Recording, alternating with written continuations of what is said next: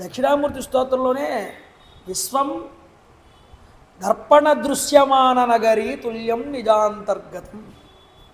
ఈ విశ్వమంతా కూడా పరబ్రహ్మస్వరూపమే, కానీ నీకు పరమాత్మ కనిపించట్లేదు, నీకు విశ్వమే కనిపిస్తోంది. ఈ విశ్వాన్ని పక్కకి పెట్టి పరమాత్మ నీకు కనిపించాలి అంటే నీకు జ్ఞాన దృష్టి అడవడాలి, నీ మనసు శుద్ధమవ్వాలి. నీకు మొన్న చెప్పాను, సూర్యుడు ఎప్పుడూ ఉంటాడు, కానీ కారు చీకట్లుగా మబ్బులు గమ్మేస్తే సూర్యప్రకాశం నీకు కనిపించమంటే ఎక్కడ కనిపిస్తుంది? ఆ మబ్బులన్నీ తొలగించుకో, నీకు సూర్యుడు కనిపిస్తాడు, ప్రకాశం వస్తుంది.